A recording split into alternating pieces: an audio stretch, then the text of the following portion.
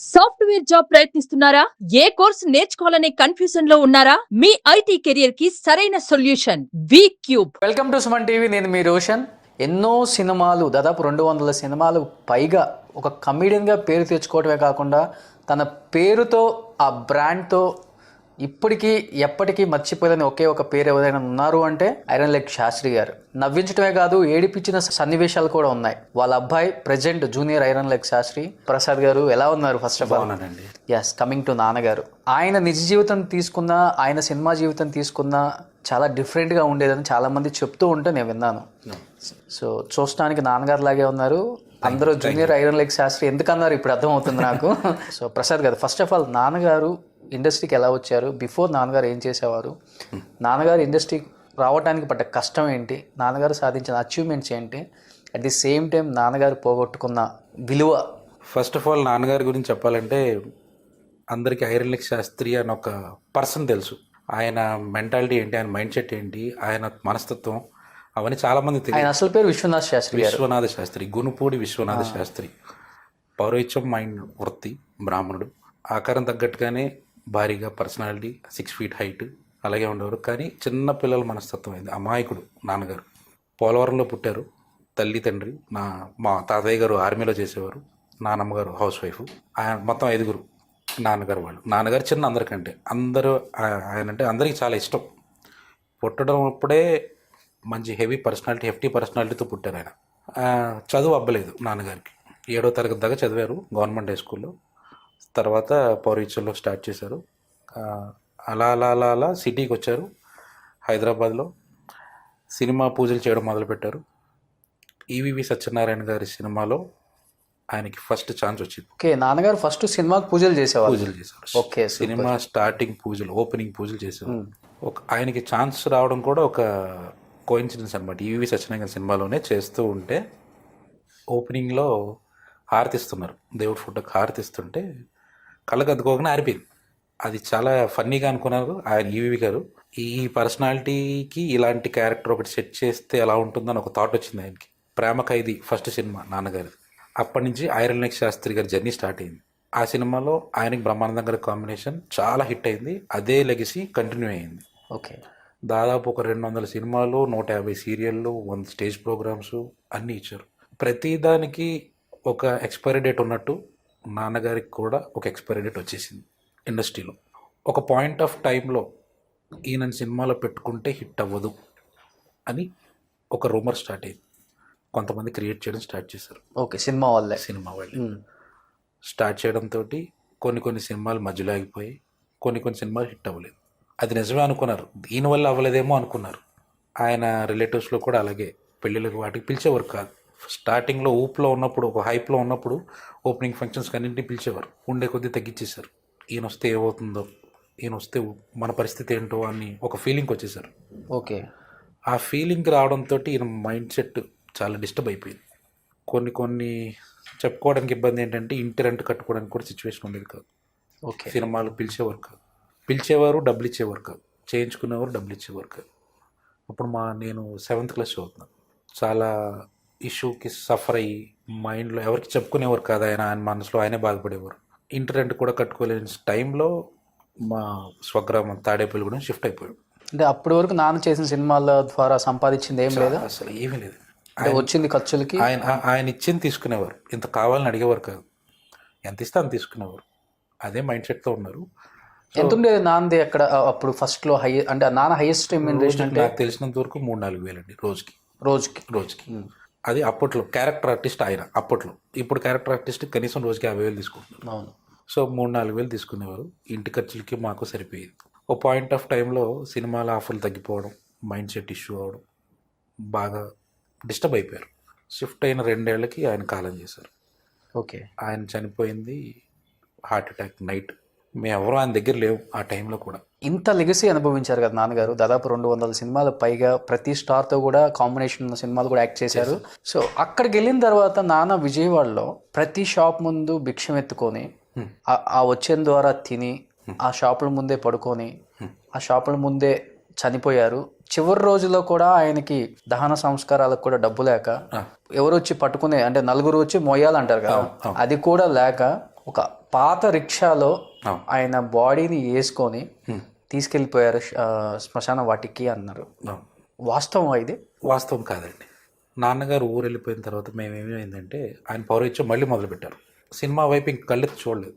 ఆయనకి డిస్టర్బ్ అయిపోయింది. ఇన్నాళ్ళు నేను నమ్ముకున్న సినీ రంగం నాకు ఏమి చేయలేదని ఒక నెగిటివ్ మైండ్ సెట్లోకి వెళ్ళిపోయారు ఆయన. గుళ్ళు పూజలు ఇవి చేస్తూ ఉండేవారు. ఓకే. మెల్లిగా లాక్కొచ్చారు. సో ఆయనకి ఇష్యూ రావడం, heart attack, body heavy. So night expire అయిపోయారు. మేము ముందర రోజు హాస్పిటల్లో జాయిన్ చేసాం. కండిషన్ చూసి మేమేమనుకున్నామంటే బాగానే ఉన్నారు కాబట్టి 1 అవర్లో డిశ్చార్జ్ చేసేస్తారు అనుకో. ఆయన చెప్పేశారు 1 డే కంటే ఎక్కువ కష్టం అని చెప్పేశారు. కానీ అలా ఉన్న పర్సనాలిటీని ఇలా చెప్పేటప్పటికి మాకేం అర్థం కాలేదు. అది తాడేపల్లిగూడెం చిన్న హాస్పిటల్, అంబులెన్స్ ఫెసిలిటీ కూడా లేదు. ఆ భారీ పర్సనాలిటీని తీసుకురావడానికి ఎవరు ముందుకు రాలా ఆ టైంలో. సో ఆ ఊళ్ళో దొరికేది ఫస్ట్ వెహికల్ రిక్షానే. మాకు ఎంత దురదృష్టకరం అంటే మేము ఆ రోజు ఇంట్లో లేము. ఒక చిన్న ఫంక్షన్ ఉంటే వేరే ఊరు వెళ్ళాం. మా మేనత్త, మా నాన్నగారు చిన్నక్క ఇలా ఒంట్లో బాగాలేదంటే వచ్చారు, హాస్పిటల్లో అడ్మిట్ చేశారు. మా పెదనాన్నగారు వాళ్ళందరూ ఉన్నారు. మా నాన్నగారు, అన్నయ్య, అక్క వాళ్ళు హాస్పిటల్లో జాయిన్ చేశారు. వాళ్ళు ఉంది చూసుకున్నారు. మేము ఇంటికి వచ్చాం, అయిపోయిందని చెప్పారు. నాన్న లేరు నీకు అని చెప్పేశారు. నాకేమో అర్థం కాలేదు ఒక నిమిషం. మేము ఇలా వచ్చి జస్ట్ ఇక్కడ ఆగాం, అలా రిక్షాలో డెడ్ బాడీని తీసుకొచ్చారు. ఓకే. నాకు అసలు జీవితం ఏమైపోయిందో నాకు అర్థం కాలేదు. ఇన్నేళ్ళు మా నాన్న పిల్లర్ ఆఫ్ ది ఫ్యామిలీ ఏమైందో నాకు అర్థం కాలేదు. నేను అప్పుడు 9th క్లాస్ చదువుతున్నాను. ఆయన బాడీ హెవీతో ఒక రిక్షాలో, ట్రావెలింగ్ రిక్షా, గూడ్స్ రిక్షా కాదు, గూడ్స్ రిక్షాలో అయినా సరే పడుకునే స్పేస్ ఉంటుంది. ట్రావెలింగ్ రిక్షా అంటే కూర్చునే స్పేస్. వీపీ బాగానే దాంట్లో పెట్టారు. తల టు కాళ్ళు టు ఉన్నాయి. అలా తీసుకొచ్చారు. బాడీ మీద ఒక కవర్ వేశారు. నలుగురు ఇంటి పక్కన వాళ్ళు. ఎలా అనిపించింది నాన్న అలా చూడగానే? నరకం అసలు. అలాంటి సిచ్యువేషన్ ఎవరు చూడకూడదు, ఎవరికి రాకూడదు, దేవుని కోరుకుంటున్నాను నేను. నరకం. ఒక అనాథం తీసుకొచ్చినట్టు తీసుకొచ్చారు. ఎవరు లేనివాడిని తీసుకొచ్చారు. అంటే అఫ్కోర్స్ ఆ సిచ్యువేషన్ అలాంటిదని నేను అనలేను, ఎవరిని బ్లేమ్ చేయలేను. మా టైం బాగాలేదు అంతే. ఓకే. మా టైం బాగాలేదు. చుట్టుపక్కల వాళ్ళందరూ వచ్చారు. నాన్నగారి ఊర్లో మంచి పేరుంది. వాళ్ళందరూ వచ్చి నిలబడ్డారు. ఆయన చనిపోయినట్టు నైట్ 11 or 12కి ఎప్పుడు అయిపోయింది. మార్నింగ్ 4-5కి ఇండస్ట్రీ మొత్తం వచ్చింది, న్యూస్ వెళ్ళింది. 7 కల్లా ఇంటికి రిపోర్టర్స్ వచ్చారు, టీవీ రిపోర్టర్స్ వచ్చారు. చాలా ఎక్కువ ఇచ్చేసారు అప్పుడు న్యూస్లో కూడా, చనిపోయిందని కూడా. మాకేం అర్థం కావట్లేదు. ఒక పక్కన ఆయన, ఒక పక్కన వీళ్ళు, క్వశ్చన్స్.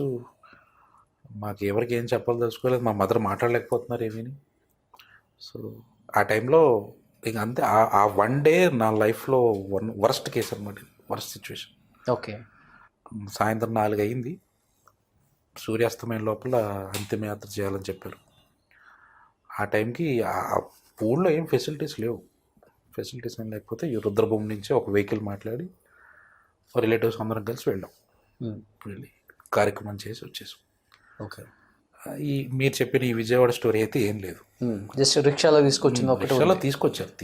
ఎందుకంటే మోడ్ ఆఫ్ ట్రాన్స్పోర్ట్ ఆ ఊళ్ళో లేదు. అంబులెన్స్ ఫెసిలిటీలు అవన్నీ అప్పుడు డెవలప్ కాలే. 2006లో చనిపోయారు ఆయన. అది చిన్న హాస్పిటల్. అంటే ఫైనాన్షియల్గా ఆయన చాలా మందిని అడిగేవారు.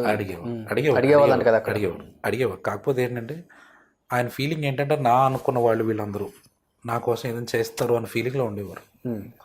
కానీ ఎవరు టర్న్ కాల. ఓకే. నన్ను చాలామంది క్వశ్చన్స్ అడుగుతుంటారు మా ఫ్రెండ్స్, వాళ్ళు వీళ్ళు, మీ నాన్నగారు వాళ్ళతో చేశారు, వీళ్ళతో చేశారు, నీ కాంటాక్ట్లో ఉంటారా అని అడిగి. ఒక్కరు కాంటాక్ట్లో రారు, ఎవరు రారు. ఆ రోజు చనిపోయిన తర్వాత మా అసోసియేషన్ నుంచి కొంతమంది వచ్చారు, మాకు కొంచెం అమౌంట్ ఇచ్చారు ఈ కార్యక్రమాల గురించి. ఓకే. తర్వాత కాదంబరి కిరణ్ కుమార్ గారు ఓకే నాకు చదువుకోవడానికి ఫైనాన్షియల్గా ఆయన ఫండ్స్ కలెక్ట్ చేశారు. మూవీ ఆర్టిస్ట్ అసోసియేషన్లోనే ఆయన అందరికీ పిలిపించి ప్రెస్ మీట్ పెట్టి అమౌంట్ అరేంజ్ చేశారు. సంపూర్ణేష్ బాబు గారు. సో వీళ్ళందరూ నాకు బ్యాక్ బోన్గా నిలబడ్డారు ఆ టైంలో. పర్టికులర్గా చెప్పాలంటే నాన్నగారు మీరు అన్నారు చాలా మంచి కాంబినేషన్లు చేశారు బ్రహ్మానందం గారితో కూడా. నాట్ ఓన్లీ బ్రహ్మానందం గారు, మంచి హీరోలతో కూడా చేశారు. చిరంజీవి గారు కావచ్చు, బాలకృష్ణ గారు కావచ్చు, వెంకటేష్ గారు కావచ్చు, నాగార్జున గారు కావచ్చు, అప్పుడున్న స్టార్లతో మంచి కాంబినేషన్. అంటే హైలైట్ ఉంటుంది సినిమాలో కూడా. ఐరన్ లెగ్ శాస్త్రి గారు వచ్చారంటే కడుపుబ్బా నవ్వుకోవచ్చు కాసేపు.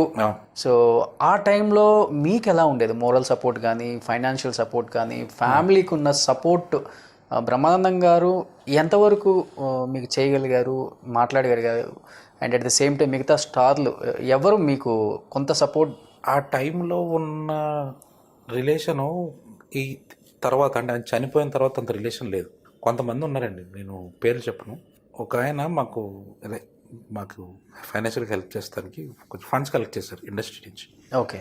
ఆయన్ని కూడా అడిగారు, ఆయన ఒక పర్సన్ అడిగారు, ఇట్లా మేము కలెక్ట్ చేస్తాం సార్, మీకు ఇంత వచ్చిందేమన్నా. మా నాన్నగారు వాళ్ళు ఫ్రెండ్సే, చాలా చాలా సినిమాలు చేశారు. ఎన్నిసార్లు ఇవ్వాలండి వాళ్ళకి? ఇచ్చాం కదా, ఇస్తూనే ఉంటారు లైఫ్లో, సిగ్గులేదు మీకు అని అడిగారు మొక్కనే.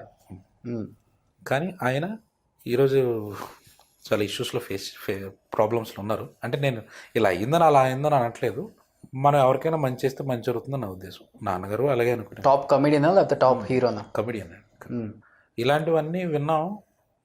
కానీ నేను అదే నా కెరియర్లో ఇండస్ట్రీకి వచ్చి నాన్నగారి పేరుని కంటిన్యూ చేయాలి అని ఒక ఫీలింగ్ ఉండేది మొన్నటిదాకా.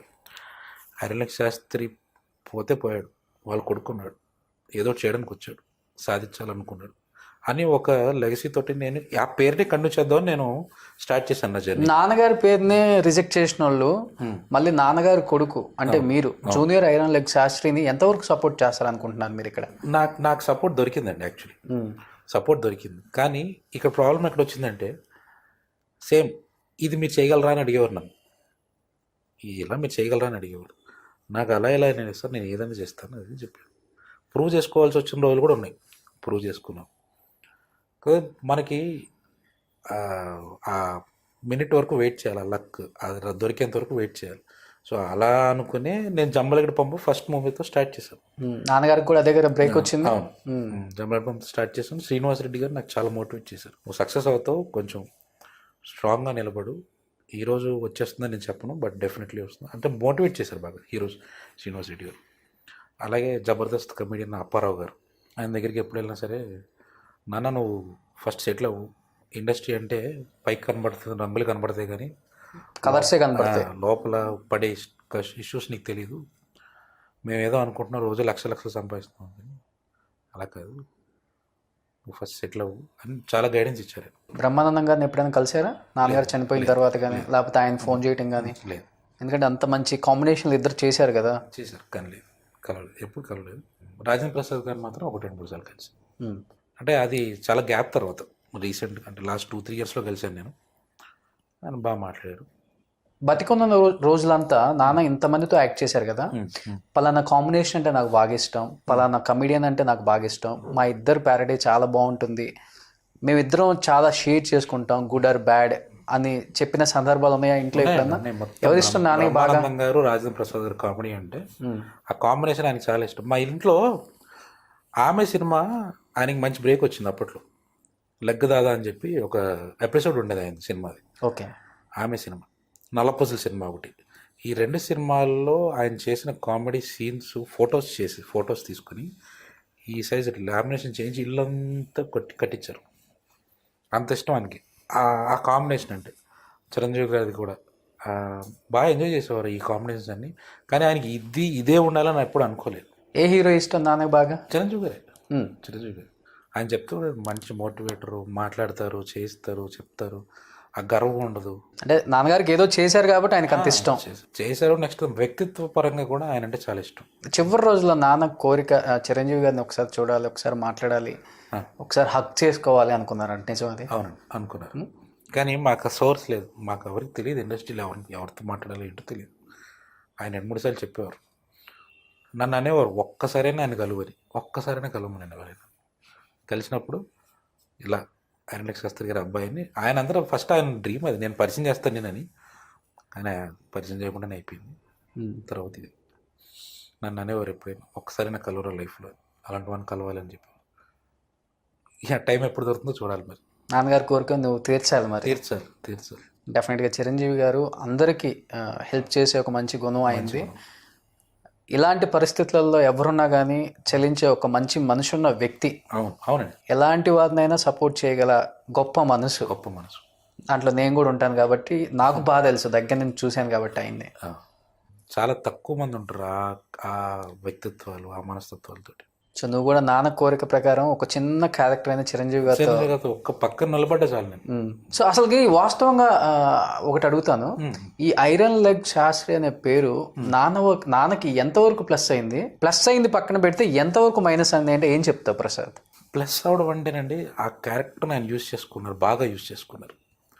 నలుగురిలోకి వెళ్తే క్రేజ్ వచ్చింది, గుర్తుపడుతున్నారు జనాలు. బస్ ఎక్కిన, రైలు ఎక్కిన శాస్త్రి గారు సినిమా యాక్టర్ అని ఒక గుర్తింపు వచ్చేసింది. ఏది అంత సరిగా ఉన్న రోజుల్లో, అంత బాగున్న టైంలో మేము ఒకసారి తిరుపతి వెళ్ళాం షూట్కే, ఫ్యామిలీతో తీసుకెళ్లారు. మేము షూట్ తిరుపతి రైల్వే స్టేషన్లో ఉంది, మేము దూరం కూర్చున్నాం, షూట్ జరుగుతుంది అక్కడ. అంతా ట్రైన్ వచ్చి ఆగింది అంతే. శాస్త్రి గారు అని చెప్పి ఒక 50 మంది వచ్చి ఫోటోలు తీసుకొని ఆటోగ్రాఫ్లు తీసుకుని వెళ్ళిపోయారు. ఆ క్రేజ్ ఆ రోజుల్లో అసలు మాకు చూస్తుంటే గూస్ బంప్స్ వచ్చేది. ఇది లైఫ్ అంటే అనిపించేది. ఒక్కోసారి నలుగురిలోకి వెళ్తుంటే నలుగురు గుర్తుపడుతున్నారు, బయటకు వెళ్తే ఎవరు అడుగుతారు ఇప్పుడు నన్ను, అలా ఉంది. సో అదే ప్లస్ పాయింట్. ఇప్పుడు మైనస్ ఏంటంటే ఆయనకి డౌన్ఫాల్ అయిన తర్వాత, ఈయన డౌన్ఫాల్ ఈ పేరు వల్ల అయింది, ఐరన్ లెగ్ అని పెట్టుకోవడం వల్ల అయింది. మైండ్ సెట్, మనుషుల మైండ్ సెట్.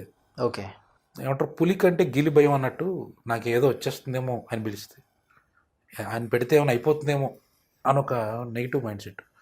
కొంతమంది ఏమో ఇప్పుడు అవసరమైనా అలా అలా మాట్లాడేవారు. ఇండస్ట్రీలో పక్కన పెడితే సొసైటీలో ఎలా మైనస్ అయింది ఆ పేరు? సొసైటీలో మైనస్, మీరు అన్నారు ఇంతకుముందు ట్రైన్ ఎక్కితే చాలా మంది వచ్చి ఫోటోలు దిగారు, అదే ట్రైన్లు బస్సులు దింపిన రోజులు కూడా ఉన్నాయి. ఈయన ఉన్నారు కాబట్టే బస్సు ఆగిపోయిందన్న డిస్కషన్స్ కూడా వచ్చాయి. దింపేశారు, బస్సులోంచి దింపేశారు. ఎక్కడి నుంచి వస్తుంటే? బెంగళూరు నుంచి దింపేశారు, బస్సులోంచి దింపేసి లేదు అని చెప్పి బస్సు బాగా చేయించుకుని ఆయన ఎందుకు దింపారు బస్సు నుంచి? ఐరన్ లెగ్ శాస్త్రి బస్సులో కూర్చున్నాడు, బస్సు ఆగిపోయింది, ఆ నలుగురు ఈయన దింపితేనే బస్సు కదిలిపించండి, లేకపోతే లేదు. మైండ్ సెట్, జనాల మైండ్ సెట్. దిగితే బస్సు వెళ్ళిపోతుందంటే, దిగకపోతే బస్సు ఆగిపోతుందంటే, అది చేత్తో ఆపేది కాదు, మెషిన్ అది. కానీ జనాలు చదువుకున్నారో లేదో తెలియదు ఒక్కోసారి, ఇలాంటి మైండ్ సెట్. అంటే సినిమాలలో నానొస్తే పెళ్లిళ్ళు ఆగిపోతాయి, చచ్చిపోతారు, ఇవన్నీ బయట రియల్ లైఫ్ లో కూడా అనుభవించారు. అయ్యో, కానీ అంతా పాజిటివ్గా తీసుకునేవారండి ఆయన, పాజిటివ్గా తీసుకునేవారు. నెగిటివ్ ఎప్పుడు ఏం తీసుకోవాలా. ఆయన అనుకునేవారు, ఓకే ఇదంతా సినిమాలో చూస్తున్నాగా, బయట కూడా ఇంతే అని అనుకునేవారు. ఆయన ఏంటంటే ఒక బౌండరీ, నేను నా ఫ్యామిలీ నా పిల్లలు మేము ఇది అంతే. 100 వ్యాపకాలు ఉండేవి కాదు ఆయన. ఇవన్నీ ఎప్పుడైతే బాగా స్ప్రెడ్ అవ్వడం పెరిగిపోయిందో మైండ్ అంతా ఆయనకి డిస్టర్బ్ అవుతూ మొదలెట్టేది. ఓకే, సినిమా జీవితం కూడా నిజ జీవితంలో అవుతుంది. గోదావరి పుష్కరాలకు వెళ్ళినప్పుడు ఆయన బ్రాహ్మణే కాబట్టి చేద్దామని వెళ్తారు పుష్కరాలు, వచ్చేవారు కాదు ఎవరు. ఆయనతో చేర్చుకుంటే ఏమవుతుందో మనకి ఎందుకులే అని చెప్పి పక్కనే వెళ్ళిపోయేవారు. బ్రాహ్మణుడికి ఇచ్చే వాల్యూ లేదు. ఆయన ఐరన్ లెగ్ అయితే మాత్రం నిజంగా అయిపోతుంది లేదు, అదొక క్యారెక్టర్, అది సృష్టించిన క్యారెక్టర్ అంతే. ఆ మైండ్ సెట్లో ఎవరు లేరు ఆ టైంలో. సో పెళ్ళిళ్ళకి ఫంక్షన్లకి పిలవడం కూడా మానేశారు. చాలా తగ్గిపోయింది. ఓకే ఉన్నారు ఆయన అని ఒక ఫీలింగ్ వచ్చారు. 42 సంవత్సరాలు బతికారు నేను అంతే. చాలా ఎర్లీగా చనిపోయారు. 42 సంవత్సరాల్లో 39 సంవత్సరాల నుంచి ఆ 3 ఏళ్ళు చాలా స్ట్రగుల్ అయ్యారు. అంటే అప్పటికి అంత దీనస్థితిలో ఉంది పొజిషన్. అసలు ఫైనాన్షియల్ స్టేటస్, ఫ్యామిలీ స్టేటస్ అంటే ఏం చెప్తావు ప్రసాద్? జీరో సార్, ఆ టైంలో జీరో. రూపాయి వస్తే 2 రూపాయలు ఖర్చు, మాకు ఒక్క సేవింగ్ ఏంటంటే సొంత ఇంట్లో ఉన్నాం ఒక ఫీలింగ్ అంతే. అది కూడా చిన్న పెంకుటిల్లు అది. సో ఆ ఇంట్లో ఉండి ఆయన తెచ్చేది తినేవాళ్ళం, ఆయన సంపాదిస్తే అది పూజకి వెళ్తే బియ్యం వస్తే బియ్యం వండుకునేవాళ్ళం, అంతేగాని జీరో. ఫైనాన్షియల్ కండిషన్ అంటే జీరో. నేను ఎందుకంటే మేము అప్పుడు చదువుకుంటున్నాం ఇంకా 9th క్లాస్. ఓకే, నానే సంపాదించాలి. సో ఆయన ఏది చేస్తే అది. మేము ఎప్పుడు ఇది కావాలి అది కావాలి అడిగేవాళ్ళం కూడా కాదు. ఆయన మమ్మల్ని ఏ లోటు లేకుండా చూసుకునేవారు, కానీ ఏది కావాలంటే తెచ్చిచ్చేవారు. అట్ ద సేమ్ టైం ఆ లెగసీని కూడా నేను ఎంజాయ్ చేశాను. సినిమా హాల్లోకి వెళ్ళామంటే ఓరో మొత్తం ఖాళీ పెట్టేవారు, ఫ్యామిలీ వస్తుందని. ఎగ్జిబిషన్స్కి వెళ్ళినప్పుడు అన్నీ ఫ్రీ, సినిమా యాక్టర్ వస్తున్నారని చెప్పగానే ఒక క్రేజ్ అనమాట జనాల్లో, పల్లెటూర్లలో. సో అది కూడా ఎంజాయ్ చేశాను. ఓకే, ఆ లెగసీని ఎంజాయ్ చేసాం. కానీ ప్రతిదానికి కాయిన్కి 2 సైడ్స్ ఉన్నట్టు పాజిటివ్ అంతా అయిపోయింది, నెగిటివ్ని ఇప్పుడు నేను ఫేస్ చేశాను. అంత కర్మ ఇదంతా అయిపోయేసరికి, ఇంకా అంత రిలేటివ్స్ ఎవరికి వాళ్ళు వెళ్ళిపోయేసరికి, ఇంకా రేపొద్దున వండుకోవడానికి కూడా బియ్యం లేని పరిస్థితి ఇంట్లో ఉంది అంట, అవునా?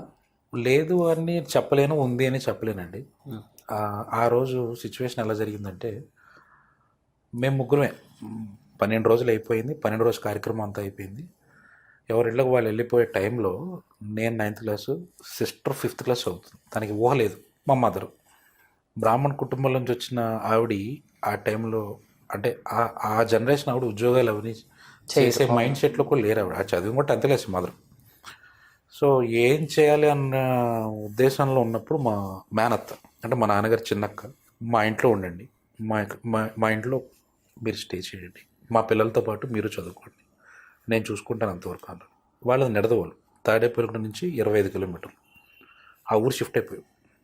వాళ్ళ ఇంట్లోనే ఒక గదిలో వాళ్ళ ఇంట్లోనే ఉన్నాం. వాళ్ళ పిల్లలతో పాటు మేము కూడా చదువుకున్నాం. అన్నీ ఈక్వల్గా చదివించారు. ఆ టైంలో అంతే అలాగే కష్టపడ్డాం. కావాల్సిన, అంటే లగ్జరీకి వెళ్ళలేదు. మేము తిన్న బియ్యం అప్పట్లో కిలో 6 రూపాయలు ఉండేది.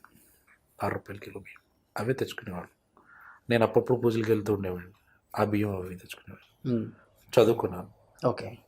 చదువుకున్నాను, at the same time working simultaneous చేసుకుని ఫ్యామిలీని లీడ్ చేసుకుంటూ వచ్చాం. మాకు వారానికి అయ్యే ఖర్చు 100 రూపాయలు అండి. నమ్ముతారు లేదు, 100 రూపాయల్లో ఎంతైనా 100 రూపాయలే. 100 రూపాయలు తినేవాళ్ళు. ఆ రోజు అలా డిసిప్లిన్గా ఉన్నాం కాబట్టి నేను గెట్ ఆన్ అవ్వగలిగాను ఈరోజు. ఓకే. ఇష్టం వచ్చినట్టు విచ్చలవిడిగా ఖర్చు పెట్టుంటే ఎలా ఉండదు తెలియదు. మరి ఖర్చు పెట్టడానికి లేదనుకోండి, మనకు ఆ మైండ్ సెట్ రాలి.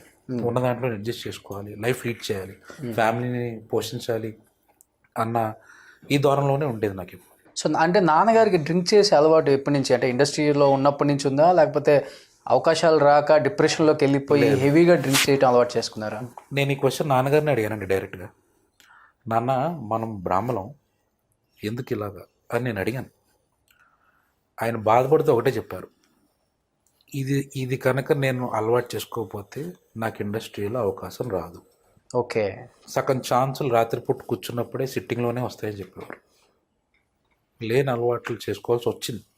అది ఆయన అలా చెప్పడం నాకు అర్థం కాలేదు ఆ టైంలో. ఇవన్నీ ఉంటాయి. ఇప్పుడు నాకు అర్థమవుతుంది. నేను చూస్తున్నాను కదా బయట సిచ్యువేషన్స్. నేను 2-3 సినిమాలు చేశాను. సగం డిస్కషన్స్ అన్నీ రాత్రి 10 తర్వాత మొదలవుతాయి అంటే నాకు అర్థం కాదు అప్పుడు. అంటే ఇప్పుడు చూస్తున్నాను. లేని అలవాటు చేసుకోవడం వల్ల అదొక బ్యాడ్ హ్యాబిట్ అని అనుకోవాలి. ఎందుకంటే హార్ట్ అటాక్ వచ్చింది, అంత పర్సనాలిటీ, ఒబెసిటీ, అన్ని కారణాలు ఒక తర్వాత ఆఫర్స్ తగ్గడం వల్ల ఇంకా డిప్రెషన్ ఎక్కువ తాగడం అలవాటు చేసుకున్నారా? ఎక్కువ తాగడం అంటే ఆయన కంట్రోల్ చేసుకోగలిగారు, కానీ డిప్రెషన్లో ఆయనకి జాయింటీస్ అటాక్ అయింది. ఏంటి నాన్నగారు చెప్పే ఉంటారు కదా, బలమైన కారణాలు ఇండస్ట్రీ నన్ను అవాయిడ్ చేయడానికి కావచ్చు, లేకపోతే ఆఫర్స్ తగ్గిపోవడానికి కావచ్చు, లేకపోతే కొంతమంది చేసిన దానికి నేను బలయ్యాను అని చెప్పుకొని ఉండొచ్చు. మా ఇంట్లో ఇలాగే ఇంటర్వ్యూస్ జరుగుతూ ఉండేవి. కొంతమంది వచ్చేవారు క్వశ్చన్స్ అడిగారు. వాళ్ళందరూ అంటే ఈయనతో పాటు కొంతమంది ఆగిపోయిన వాళ్ళు ఉన్నారు. ఇండస్ట్రీలో జర్నీ ఆగిపోయిన వాళ్ళు ఉన్నారు. ఈయననే కాదు, వాళ్ళందరిది కూడా సేమ్ ఆన్సర్ ఏంటంటే, మొహం పాతది అయిపోయింది, సేమ్ ఫేస్, ఎంతమంది చూస్తారు, ఎన్ని రోజులు చూస్తారు, సేమ్ క్యారెక్టర్. ఏ సినిమాలోకి వెళ్ళినా ఐరన్లకు చేస్తారు, ఏ సినిమాలోకి వెళ్ళినా పెళ్ళాకపోవడం, బస్సులు తగలకపోవడం, ఇవే. ఇంతకుమించి ఇంకేముంది? ఆ క్యారెక్టర్ని ఇంకేం అప్డేట్ చేస్తామన్న వాళ్ళు అలా దూరంలోకి వచ్చారు. ఫేస్ పాత అయిపోయింది, కొత్త కొత్త ఫేసులు కావాలి, కొత్త కొత్త కామెడీలు చేయాలి. ఈయనకేమో అంత ఉన్న దాంట్లో చేసేవారు. ఆ టైంలో సిచ్యువేషన్స్ ఎలా ఉండి, ఇప్పుడు ఉన్నట్టు కామెడీ అప్పట్లో లేదు, వల్గారిటీ అది లేదు, అంతా జంధ్యాల గారి కామెడీ, అవన్నీ కల్ట్ కామెడీస్ చాలా బాగుండేవి. సో అప్గ్రేడ్ అవుతూ వచ్చింది సినిమా ఇండస్ట్రీ కూడా. ఆ రోజుల్లో ఉన్న కామెడీ ఈ రోజుల్లో లేదు. సో ఈ క్యారెక్టర్కి ఈ పర్సన్ సెట్ కారని ఒక మైండ్ సెట్లోకి వచ్చారు ఇండస్ట్రీ. సో దాంతో మెల్లిమెల్లిగా ఆఫర్లు తగ్గడం, మీరు చేయలేరు సార్, ఈ క్యారెక్టర్ మీకు సూట్ కాదు సార్ అనేస్తారు ముఖాన. ఒకసారి ఒక సినిమాలోకి ఛాన్స్ ఉంది రండి అని పిలిచారు. అప్పుడు ఆ రోజు ఏమైందంటే, నేను ఉన్నాను నాన్నగారితో. సో నేను వచ్చాను. వస్తే ఆ రోజు ముందు రోజు షూటింగ్ ఏదో సీరియల్లో చేశారు ఆయన, శాంతినివాసం సీరియల్. కరెక్ట్ షూట్లో ఉన్నప్పుడు ఫోన్ వస్తే, సరే సాయంత్రం వస్తాం డిస్కస్ చేద్దామని వెళ్ళారు. సో చూశారు, ఏంటండి ఏం చేస్తున్నారు ప్రజెంట్ అని చెప్పి. సీరియల్స్ చేస్తున్నారు అన్నారు. సీరియల్స్ చేస్తున్నారు, సరే సార్ అది కానీ చేయండి, మరి సినిమా మా దాంట్లో మీరు సెట్ కారు. నాకు అర్థం కాలేదు, సినిమా చేసేవాడు సీరియల్ చేయకూడదా? అదేమన్నా లో గ్రేడ్ అని నాకు అర్థం కాలేదు ఆ టైంలో. అంటే సీరియల్ చేసేవాళ్ళు మనుషులే, వాళ్ళు ఆర్టిస్టులే. మీరు సీరియల్ చేస్తే సినిమాల్లో పనికిరారు. ఏదో ఒక ఫిల్టర్ అలా చెప్పడం, మీరు చేయలేరు సార్ అని చెప్పడం. మరి మీరు ఆ పర్సనాలిటీ తగ్గట్టు కల్ట్ చేయాలంటే డ్రెస్సింగ్ స్టైల్ మార్చాలి, పంచి కట్టుకుంటే సరిపోదు, లేడీ గెటప్లు అవి ఇవి అనేవారు. అప్పటికే ఆయన అబ్బాయి గారి సినిమాలో లేడీ గెటప్లు చేశారు, కొన్ని చేశారు, కానీ వర్కౌట్ కాలేదు. At the same time competition, కొత్త ఫేసెస్, కొత్త టాలెంట్లు, కొత్త స్టోరీలు పాత వాళ్ళకి ఇబ్బంది క్రియేట్ చేశాయి. కానీ అందులో సక్సెస్ అయిన వాళ్ళు ఉన్నారు, ఫెయిల్ అయిన వాళ్ళు ఉన్నారు. అందులో నాన్నగారు సూసైడ్ అటెంప్ట్ చేశారంట, ఆఫర్స్ తగ్గినాయి నిజమా? లేదు, అది లేదు. ఆయన ఎప్పుడు అలా చేయలేదు. ఆయనకి ధైర్యం ఎక్కువ, నేను ఎలాగైనా చేసుకోగలను, ఏదైనా సాధించగలను ఒక కాన్ఫిడెన్స్గానే ఉండేవారు. ఆఫీసెస్కి వెళ్ళినా కానీ లేరని చెప్పమని చెప్పి పంపించారంట. అది ఉంది. ఫోటోలు ఇచ్చిన తర్వాత కూడా ముట్టుకొని పక్క పెట్టేసేవి కూడా ఉన్నాయి. నా అకౌంట్ నెంబర్ ఇస్తాను, 2000 ఏమనేవారు. ఛాన్స్కి 2000 ఏమన్నా ఏంటో అర్థమయ్యేది. ఏది ఆయన స్టార్ అయ్యాక అయ్యారు కూడా నేను ఇప్పిస్తాను, నా అకౌంట్ నెంబర్ ఇది పంపిస్తున్నాను. ఇవన్నీ దాటుకుని వచ్చారు ఆయన. ఇవన్నీ ఏంటంటే అంటే కెరియర్లో as a part of issues అలానే అనుకున్నారు, కానీ ఎంత నెగిటివ్ అయిపోతుంది, నేను ఎంత డౌన్ఫాల్ అవుతానో నేను ఎప్పుడు అనుకోవాలా. లాస్ట్ అంటే ఆయన చనిపోయే 2-3 సంవత్సరాల ముందర మాత్రం చాలా కష్టంగా లైఫ్ని లీడ్ చేశారు. ఆ పాయింట్ ఆఫ్ టైంలో సపోర్ట్ దొరకలేదు. ఇప్పుడు ఇంట్లో ఫ్యామిలీ పెద్దకి కష్టం వచ్చినప్పుడు దానికి తగ్గట్టు సపోర్ట్ ఇచ్చేవాళ్ళు కూడా ఉండాలి. నాకు ఏదైనా ఇష్యూ వస్తే మా నాన్నగా చెప్తాను, మా అమ్మకి చెప్తాను. అలాగే ఆయనకి కూడా సపోర్ట్ ఇచ్చేవాళ్ళు ఉండాలి. ఓకే, ఎవరు లేరు. మామూలుగా ఇప్పుడు ఈ జనరేషన్ ఫ్రెండ్స్కి ఎక్కువ ఇంపార్టెన్స్ ఇస్తారు, ఫ్యామిలీ ఫ్రెండ్స్. ఆయనకు అలా లేదు, ప్రతి చోట నెగిటివిటీ ఉండేది. ఎవరికి ఏం చెప్పుకుంటే ఏమవుతుందో అని ఫీలింగ్లో ఉండేవారు ఆయన.